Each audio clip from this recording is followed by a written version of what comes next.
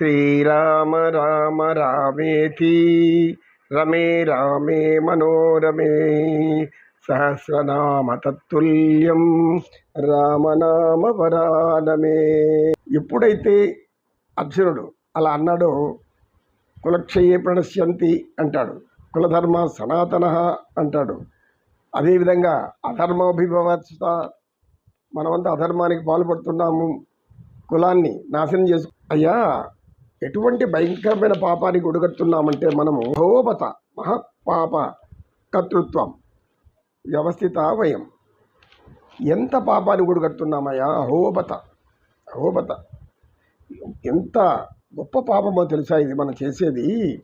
ఇటువంటి పాపకార్యానికి నన్ను పురుగొలుపుతున్నావు, నీవు నన్ను చేయమని చెప్తున్నావు. నీవేమో హాయిగా రథం మీద కూర్చున్నావు, నీకేమంటదు.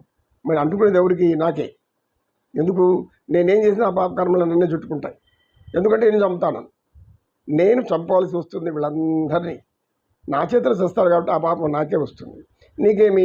నువ్వు హాయిగా రథం మీద కూర్చున్నావు, ఆ పగ్గాలు పట్టుకున్నావు, ఆ గుర్రాలని అలా అలా అంటున్నావు. అంతకు తప్పితే నువ్వేం చేస్తున్నావు? మరి ఈ పాపం నాదే కదా. అహోబత యద్రాజ్య సుఖలో అంతం స్వజనం.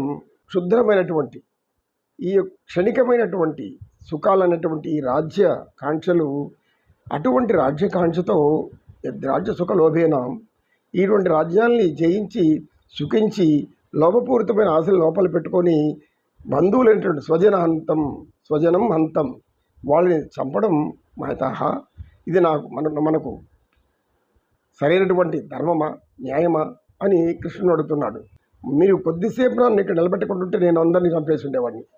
మొత్తం ఎవరెవరు ఉండరు, గురు వృద్ధులు ఎవరెవరు ఉండరు, అందరినీ బిడ్డలు పాపలు తమ్ముళ్ళు అన్నలను చూడకుండా చంపేసి ఉంటాను. కానీ నీవేమో వచ్చి అడ్డుకున్నావు. ఇక్కడ వచ్చి నిలబెట్టాను తీసుకొచ్చి. ఇక్కడ నిలబెట్టినాక నాకేమీ అర్థమైంది. ఇప్పుడు రాజ్యలోభంతో రాజ్యకాంక్షతో సుఖభోగాలు అనుభవించాలని ఎవరిని చంపుకుంటున్నాం?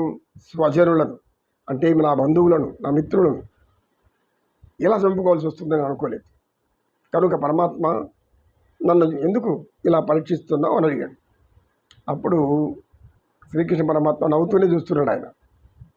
ఇంకా ఏం చెప్తావో చెప్పు అని. ఆ విధంగా అశ్రుపూర్ణ కులేక్షణం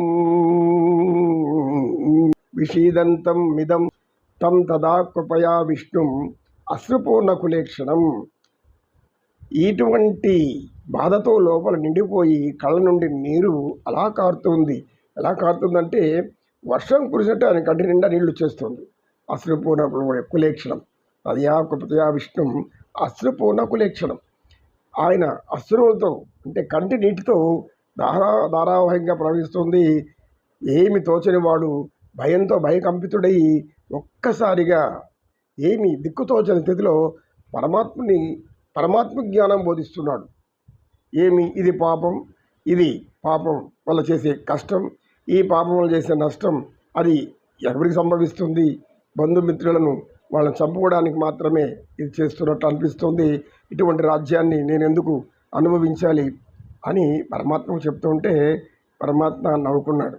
నవ్వుకొని తర్వాత ఆయన ఏమంటున్నాడు? శ్రీ భగవాన్ ఉవాచ శ్రీ భగవాన్ ఉవాచ ఎత్తగారి అంటున్నాడు, కుతస్త్వా కస్మలమిదం అనార్యజుష్టమన్వర్ఘ్యం అకీర్తికరమర్జున అనార్యజుష్టం అకీర్తికరం అర్జున. కుతస్త్వా కస్మలమితం మే సముపస్థితం.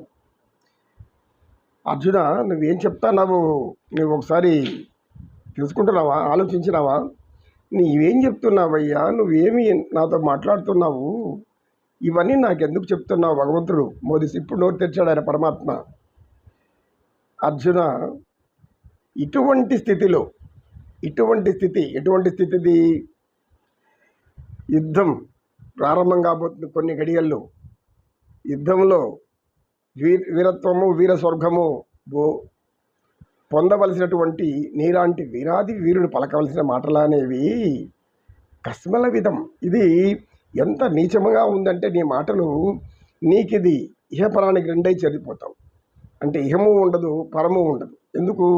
యుద్ధంకి వచ్చి క్షత్రియ ధర్మం, క్షేత్రధర్మం ఏం చెప్తుందంటే యుద్ధానికి వచ్చిన వాడు ధర్మయుద్ధంలో పాల్గొనాలి. ఆ ధర్మయుద్ధంలో యతో ధర్మ తతో జయ. అంటే ధర్మం నీ వైపు ఉంటే నువ్వు గెలుస్తావు, అధర్మం నీ వైపు ఉంటే నువ్వు నశిస్తావు. కానీ జయాపజయాలు బాగా దైవాధీనాలు కదా. అటువంటి దైవాధీనాలైనటువంటి ఈ యొక్క పరిస్థితిలో నీవు ధర్మనిష్ఠుడవు, ధర్మజ్ఞుడైనటువంటి శత్రువునటి ధర్మరాజు సోదరుడవు, పాండవ మధ్యముడవు. నీలో ఉండేటువంటి ఎన్ని సుగుణాలన్నీ మర్చిపోయి ఇక్కడ నీకు రాకూడనటువంటి ఈ భ్రాంతి అంటే ఇటువంటి మానసిక పరిస్థితి. ఎటువంటి మానసిక పరిస్థితి? ధైర్యంగా పోరాడాల్సి వచ్చినప్పుడు వెన్ను చూపి పారిపోవడం అనేది అది వీరుడు లక్షణం కాదు, ఎటువంటి పరిస్థితుల్లోనూ కాదు. వీరుడు అన్నాక ధర్మయుద్ధం ప్రారంభించాక ఆ యుద్ధానికి ముందుకు పోతూనే ఉండాలి. ఆ యుద్ధానికి ముందుకు పోతున్నప్పుడు మాత్రమే వాళ్ళని వీరుడు అంటారు. ఆ యుద్ధంలో ఎదిరించి శత్రు సైన్యాన్ని చీల్చి చెండాడుతున్నప్పుడు నిన్ను ధీరుడు అంటాడు, మగధీరుడు అంటారు, ఉత్కృష్టమైన బలం కలిగిన వాడు అంటారు. అంటే ఒక అధర్మాన్ని అరికట్టాలి అన్నప్పుడు, ధర్మాన్ని రక్షించాలనుకున్నప్పుడు పోరాడాలి. పోరాటం తప్పదు నాయన. నీవు అన్నిటికీ ఒప్పుకోని మొదట్లో అందరి మాటలు విని నీవు ఎందుకు పాండవ మధ్యముడు కదా, అటు ఇద్దరు తమ్ములు, ఇటు ఇద్దరు అన్నలు, ధర్మరాజు భీముడు, నకుల సహదేవులు మధ్యలో ఉన్నావు. అంటే మనకు 5 వేళ్ళు ఉన్నాయి. 5 వేళ్ళు ఏది పెద్దదిగా కనబడుతుంది మనకు? ఈ యొక్క నడిమి వేలు. అంటే ఇది చాలా బలవంతమైంది. ఈ నడిమి వేలు లాంటి వాడువు నీవు. అంటే మనం ఉదాహరణ చెప్పుకుంటే ఈ మధ్య వేలు అనేది ఎత్తుగా ఉంటుంది, పొడవుగా ఉంటుంది. అంటే దాని గొప్పతనం వేరే ఉంటుంది. అర్జునుడు అలాంటి గొప్ప గొప్ప వీరుడు కాబట్టి అందుకు చెప్తున్నాడు ఆయన. ఇటువంటి పరిస్థితుల్లో రాకూడని సమయంలో, ఎటువంటి మాటలు అనకూడని సమయంలో పలకకూడని పలుకులు పలుకుతూ నీవు అసమర్థుడిలాగా కనబడుతున్నావు.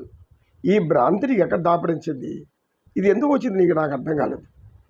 ఇంత దూరం వచ్చి నన్ను మధ్యలో నిలబెట్టని నాకు చెప్పి నేను తీసుకొచ్చి పెట్టాక నీవు ఏమి ప్రదర్శించాల్సింది పోయి ఏం చెప్తున్నావు? ఎంత అమాయకుడు అర్జున నువ్వు! ఇది నీకు మంచిది కాదు, నీకు కీర్తినివ్వదు, అపకీర్తినిస్తుంది. అంతేకాకుండా నువ్వు స్వర్గానికి పోవు, ఇట్లా నరకానికి పోవు, మధ్యలో ఉండిపోతావు. నీ పలుకులు ఒకసారి నీవు చెప్పిన సమస్యలన్నీ, నీవు చెప్పినటువంటి అనుమానాలన్నీ, నీవు చెప్పిన కులధర్మాలన్నీ, ఇవన్నీ గురించి ఆలోచించు. ఒకసారి ఆలోచించుకో. కులధర్మాలు అంటావు, బంధువులు అంటావు, బంధుప్రీతి అంటావు. ధర్మరక్షణ చెయ్య స్వామి అంటే ధర్మరక్షణ విడిచిపెట్టి నేను పిరికి పందం నిరూపించుకోవడానికి చేసే ప్రయత్నమే ఇది, అంతకంటే వేరే ఏమీ కాదు. పరమాత్మకు అన్నీ తెలిసినవాడు, పరతత్వం తెలిసినవాడు, సర్వధర్మాలు తెలిసినవాడు, ధర్మమే తానైనటువంటి వాడు. పదిలముగ వేదములు బంగారు చేరులై పట్ట నెరుపాయనే ఉయ్యాల, వదలకిటు ధర్మదేవత పీఠమై నిలువ వర్ణింపనరుదాయి ఉయ్యాల ఉయ్యాల. అలరు చెంచలమైన ఆత్మలందుండని ఎలవాటు చేసిని ఉయ్యాల ఉయ్యాల. పలుమారు ఉచ్ఛ్వాస పవనమందుండని భావము తెలిపిని ఉయ్యాల.